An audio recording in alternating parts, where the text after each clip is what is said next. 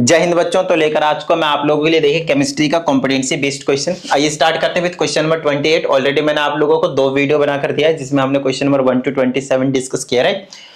चलिए स्टार्ट करते हैं। देखिए इसमें कहा जाता है when electrolysis of molten lead bromide, याद आया लेड ब्रोमाइड का जब हम क्या करवाते थे, इलेक्ट्रोलिसिस कराते थे, तब की बात कह रहा है। कहता है products formed at the respective electrodes, मतलब एनोड पे वो और कैथोड पे बेसिकली क्या क्या बनता था वो आपको बताना है, ठीक है ना। पॉजिटिव इलेक्ट्रोड पे और नेगेटिव इलेक्ट्रोड पे। देखिए पॉजिटिव इलेक्ट्रोड नेगेटिव इलेक्ट्रोड आपको पहले से पता है, पॉजिटिव पे कौन जाता था, नेगेटिव वाला, और नेगेटिव पे कौन जाता था, पॉजिटिव वाला। प्रोडक्ट हमारे पास क्या मिलता था, लेड और साथ में ब्रोमीन गैस निकलती थी, राइट। तो ये आपके पास नेगेटिव वाला है तो उसे आप पॉजिटिव के पास भेज दीजिएगा, और जो पॉजिटिव वाला उसे आप नेगेटिव के पास भेज दीजिएगा, याद कीजिए, है ना। खैर वहां पे हमने आपको पूरी तरह से सारा का सारा प्रोसेस समझाया हुआ कि किस तरीके से इनका जो फॉर्मेशन है वो आपके पास होता है, right. Loss of electron, gain of electron, everything I have explained दिया, राइट। चलिए तो इलेक्ट्रोलिसिस चैप्टर देख लीजिए, वहां पे बेहतरीन तरीके से हमने आपको समझा रखा है, आपको और भी बहुत अच्छे तरीके से समझ में आ जाएगा, ठीक है। आइए इसकी बात करते हैं क्वेश्चन नंबर 29 की। कहते the following are the structural diagrams of the certain hydrocarbons. कुछ हाइड्रोकार्बन्स दिए हैं A B C and D. हमसे कहता है which two structures are related to each other. तो दो ऐसे स्ट्रक्चर ढूंढने जो आपस में मिल रहे हैं, उनकी कुछ प्रॉपर्टीज, उनके कुछ स्ट्रक्चर्स, उनके कुछ फॉर्मूलेज, उस टाइप से कुछ भी एक कॉमन प्रॉपर्टी उनके बीच में आपको देखनी है, ठीक है। अगर आप ए को देखें, बी को देखें और सी को देखें तो आपको पता चलेगा इन सब में सिंगल बॉन्ड है, बट इसमें आपके पास डबल बॉन्ड यहाँ पे आ रहा है, डबल बॉन्ड। तो डी को तो आप बिल्कुल ही साइड कर दीजिए, मतलब ए बी सी में से आपके पास 2 ऑप्शन आपके पास कोई ना कोई आने वाला है, या तो ए और बी रिलेटेड होंगे, या तो बी और सी रिलेटेड होंगे, या फिर ए और सी रिलेटेड होंगे। ये 3 ऑप्शन आपके पास बच गए। तो सबसे पहले देखिए पहले और दूसरे में अगर मैं बात करता हूं तो साफ साफ मुझे पता चल रहा है कि ये रिलेटेड है। कैसे पता चला, 1 2 3 और एक नीचे लटक रहा है, इसको बोलते हैं हम आइसोब्यूटेन। याद आया, आइसोब्यूटेन। वहीं पे अगर हम इसकी बात करते हैं, ये रहा, तो इसको हम क्या कहते हैं, ये 1 2 3 4, एक यहाँ पे कार्बन लटक रहा है, इसको हम कहते थे आइसोपेंटेन। तो दोनों ही आइसो वाली कैटेगरी में फॉल कर रहे हैं, तो इनको मैं रिलेटेड कह सकता हूं।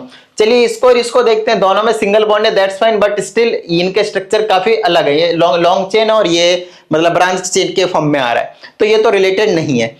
मतलब ये और ये रिलेटेड है। पहला और लास्ट देख लेते हैं, ए और सी, ये और ये, इसको तो गायब भी कर दो। तो ए और सी में देख रहे हैं बिल्कुल सेम वही रिलेशन है, ये आपके पास सीधा है और ये आपके पास ब्रांच है, तो रिलेटेड नहीं है। तो ऑप्शन आपके पास ए एंड बी आपके पास रिलेटेड है ना। ए एंड बी, ये कैपिटल में समझ लीजिएगा, ए बी सी डी। तो ए एंड बी और पहला ही ऑप्शन आपके पास करेक्ट हो जाएगा, ठीक है। मैंने इसका ऑप्शन चेक किया, ए एंड सी गिवन था, ये ऑप्शन नंबर डी। बट आप खुद नोटिस कीजिए कि ए और सी के बीच में कोई भी रिलेशन मुझे नहीं दिख रहा है, तो इसीलिए मैंने ए और बी को परफेक्ट समझा। तो हो सकता है थोड़ा बहुत मिसप्रिंट हो, क्योंकि कोई लॉजिक नहीं बन रहा है इसको और इसको रिलेट करने का। आप खुद ही एक बार देखेंगे तो पता चलेगा कि ये तो सिंपल लॉन्गेस्ट चेन है, बट ये क्या ब्रांच चेन है, तो मैच तो नहीं हुआ। हाँ, अगर आप चाहते हैं कि कुछ और तरीके से मैच हो तो ए और बी मैच हो रहा है, जिसमें आपके पास दोनों ही ब्रांच है, दोनों ही आइसो वाली फैमिली में से बिलोंग कर रहे हैं, राइट। इसीलिए ए एंड बी इसका मतलब परफेक्ट होना चाहिए, अप्रोप्रिएट, ठीक है। चलिए बाकी सिंगल बॉन्ड की वजह से ए बी सी तीनों रिलेटेड हो जाएंगे भाई, आई बात समझ में, ठीक है। चलिए अगला क्वेश्चन आपके पास था electronic configuration of x is 286। तो 2 8 16 अगर किसी के 2 8 6 अगर इलेक्ट्रॉनिक कॉन्फ़िगरेशन है, 8 2 10 16 हो गया एटॉमिक नंबर आपके पास इसका। तो इसका मतलब ये है कि एक सल्फर हो गया, ठीक है। कहता है it gains y electrons into its valence shell. तो y ने 2 इलेक्ट्रॉन को एक्सेप्ट करा, तो किस में कन्वर्ट हो गया होगा, y2 नेगेटिव में। To attend the nearest noble gas configuration it gets converted into an ion Z। तो ये रहा मेरे पास Z, तो ये Z में कन्वर्ट हो गया, जो कि आयन में हो गया, 2 इलेक्ट्रॉन माइनस हो गए, क्योंकि 2 इलेक्ट्रॉन को क्या इसने एक्सेप्ट किया। आई बात समझ में, ठीक है। चलिए अब इसमें हमसे कहा जाता है X Y और Z रिस्पेक्टिवली क्या है, तो सोडियम है नहीं, बेरिलियम है नहीं, ऑक्सीजन है नहीं, सल्फर हो जाएगा। तो X सल्फर हो गया, 2 इलेक्ट्रॉन, और ये इलेक्ट्रॉन नेगेटिव है, तो बिल्कुल बात सही है, ठीक है। चलो भाई, जो एक्सेप्ट करते हैं इलेक्ट्रॉन को वो इलेक्ट्रॉन नेगेटिव एटम होते हैं, ओके। नेक्स्ट आपके पास which of the following arrangement is incorrect as per the property stated against. तो पहला है आपके पास मेटेलिक कैरेक्टर, आपको बताने की ये सही है या फिर नहीं है। ये आप देखिए 3 नंबर 4 नंबर और ये आपके पास 7 नंबर 8 नंबर है, ये लेफ्ट टू राइट जा रहे हैं एक तरीके से। जब ये लेफ्ट टू राइट जाते हैं तो मेटेलिक कैरेक्टर डिक्रीज होती है, मतलब जो पहले लिखा होगा आपके पास उसकी सबसे ज्यादा होगी, तो बिल्कुल ही सही है आपके पास, इसमें किसी भी तरह की कोई भी प्रॉब्लम नहीं है। दूसरे की बात करते हैं इलेक्ट्रॉन गेन एंथैल्पी, सबसे ज्यादा क्लोरीन फिर ब्रोमीन, यहाँ पे एक्सेप्शन केस होते हैं, ध्यान रखना, क्लोरीन की इलेक्ट्रॉन गेन एंथैल्पी ज्यादा होती है एज कंपेयर टू फ्लोरीन, फिर ब्रोमीन आयोडीन, ये भी बिल्कुल सही है।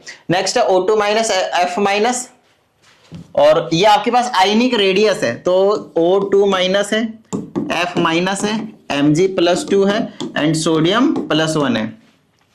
अगर आप लोगों ने देखा होगा जो ट्रेंड्स में आप लोगों को करवा रहा था, वहां पे ये सभी चीजें हमने आपको डिस्कस करवाया हुआ, ये सभी चीजें हमने आपको बताया हुआ, एक्सप्लेन किया हुआ है। जो अनायंस होते हैं, अनायंस जो नेगेटिव चार्ज वाले होते हैं, उनमें इलेक्ट्रॉन्स बढ़ने की वजह से कई बार सेल्स भी बढ़ जाते हैं, और अगर सेल्स नहीं भी बढ़ रहे तभी उनके जो साइज, अगर सेल्स सब में सेम है, इसमें आप नोटिस कर सकते हैं सभी में आपको 2 सेल देखने को मिलेंगे, ओनली 2 सेल्स, बट जो एनायंस होते हैं उसके साइज सबसे ज्यादा होते हैं, ये भी सही है और ये भी सही है। बट कैटायंस इन दोनों को देखेंगे तो आपको पता चलेगा इन दोनों में साइज में ना थोड़ा सा फर्क होता है, ठीक है ना। ये कैसे जा रहा है, लेफ्ट टू राइट, यहाँ पे आपके पास सोडियम है, ये आपके पास क्या हो गया, मैग्नीशियम है, तो सोडियम का साइज बड़ा होता है as compare to magnesium, left to right size decrease होता है, तो इसको इधर होना चाहिए था और इसको इधर होना चाहिए, तो ये वाली प्रॉपर्टी इसको गलत है। ये चीज हमने आपको करवाया हुआ है, आयनाइजेशन एंथैल्पी को एक्सप्लेन कर रहा था वहां पे, आयंस बना रहे थे वहां पे कि किस तरीके से कन्वर्ट करते थे, साइज वाले में स्पेसिफाई करके हमने आपको समझाया हुआ है कि down the group along the period किस तरीके से आपके पास वेरी करता है। मतलब ये अगर सही हो गया तो ये भी आपके पास बिल्कुल सही होगा, नंबर ऑफ सेल्स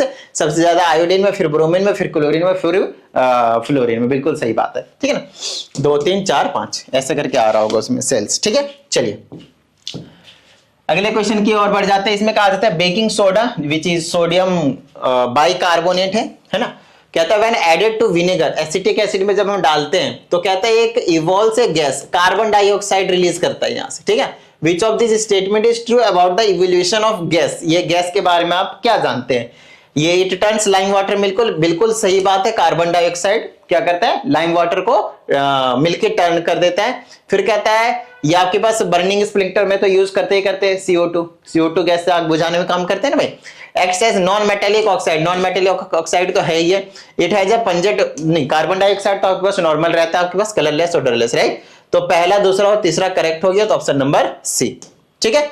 बिल्कुल प्रॉपर्टीज मालूम होनी चाहिए इनकी थोड़ी सी, है ना। आइए अगले क्वेश्चन की ओर बढ़ जाते हैं। इसमें कहा जाता है the statements below shows the results when 3 metal strips P, Q and R are placed in a blue copper sulphate solution.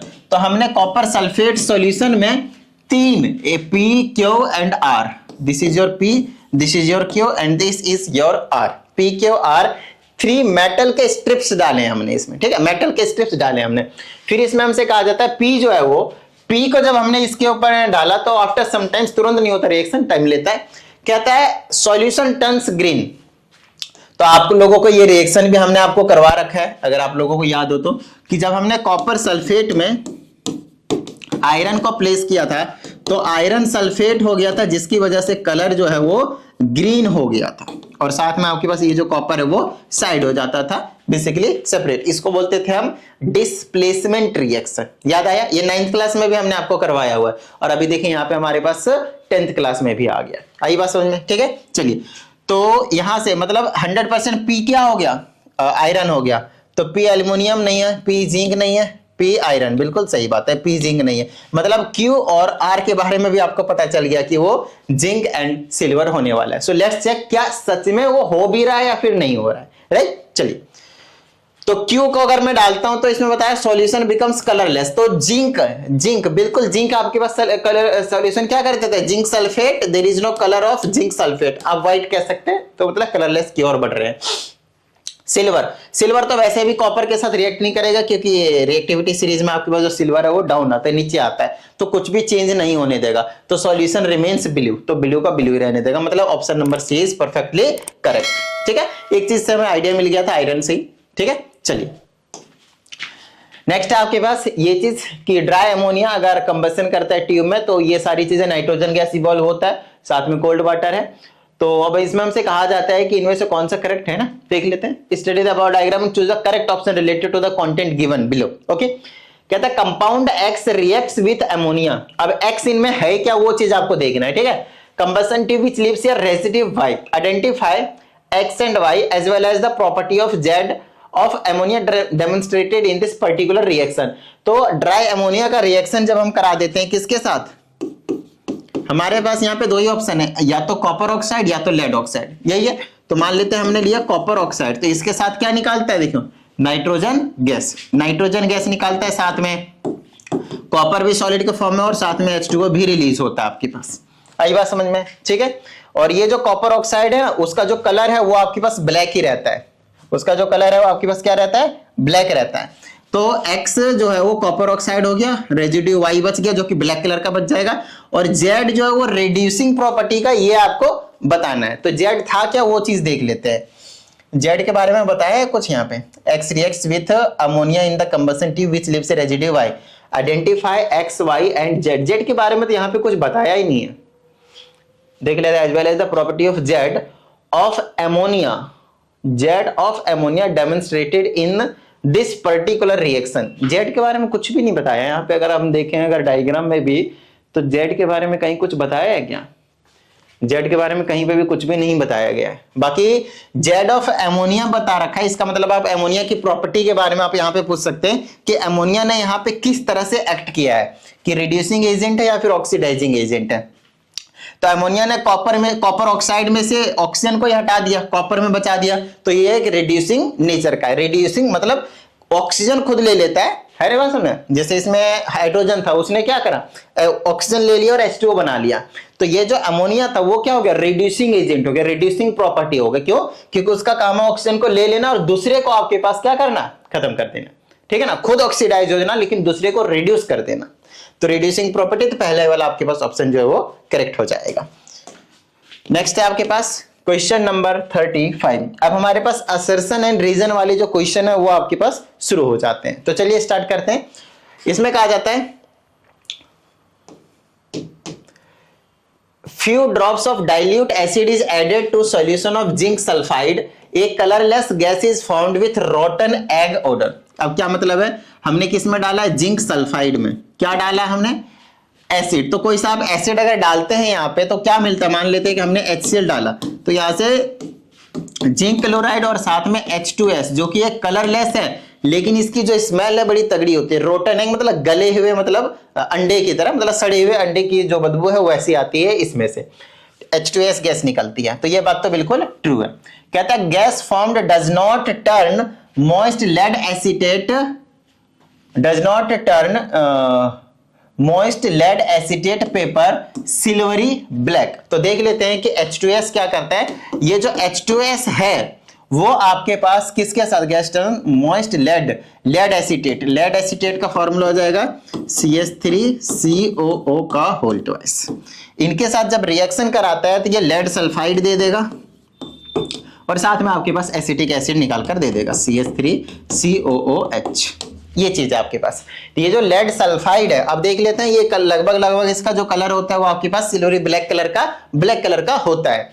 तो यहाँ पे आप देख लेते हैं क्या बोला है कि gas formed does not turn moist, लेकिन ये तो टर्न कर रहा है ब्लैक, क्योंकि ये लेड सल्फाइड बना रहा है, और लेड सल्फाइड आपके पास कलर क्या, ऑलमोस्ट ब्लैक कलर का आपको देखने को मिलेगा। तो पहला तो ट्रू था लेकिन दूसरा आपके पास फॉल्स है। तो कहता है A is true but R is not the correct explanation. आप इस वाले ऑप्शन पे करेक्ट कर सकते हैं, क्योंकि A तो ट्रू है लेकिन उस वाली चीज को एक्सप्लेन बिल्कुल नहीं कर रहा है, ठीक है ना। दूसरा गलत भी है, गलत हो या सही हो, एक्सप्लेन नहीं कर पा रहा, तो वो वाले ऑप्शन में आप चले जाएंगे, ठीक है। चलिए, इसमें हमसे कहा जाता है Hall Heroult's process is used to get pure aluminium from its oxide. बिल्कुल सही बात है भाई। अगर आप लोगों ने हॉल एंड हेरोल्स प्रोसेस देखा होगा, मैंने जो वीडियो बनाया हुआ है, तो बड़े ही प्यार से हमने आपको वहां पे डिटेल में सभी चीजें समझा दिया, तो जाकर देखिए, मजा सा आ जाएगा। फिर कहता है aluminium generally is not found in aluminium oxide form. ये बात भी ट्रू है भाई। देख लो कि एल्यूमिनियम जो है वो एल्यूमिनियम ऑक्साइड का फॉर्म में थोड़ी मिलता है भाई। Al2O3 एल्यूमिना होता है, इसके फॉर्म में नहीं। साथ में ये अपने ना 2 मोल्स ऑफ H2O भी लेकर घूम रहा होता है, इस फॉर्म में मिलता है, ठीक है ना। ये चीज है। तो पहला भी ट्रू है आपके पास और दूसरा भी ट्रू है, तो both A and B are correct कर दो, ठीक है ना। ये वाला ऑप्शन नंबर A, ठीक है। चलो, बाकी तो रीजन वजन का है और एक में सही नहीं है, दोनों सही और किसी में नहीं है, देख लो आप, है ना। इसीलिए नेक्स्ट आपके पास कहता है अल्कीन्स, अल्काइंस एंड अल्केन्स, मतलब ये जो तीनों हैं उसके बारे में हमसे कहा जाता है कि एग्जांपल्स ऑफ होमोलोगस सीरीज है।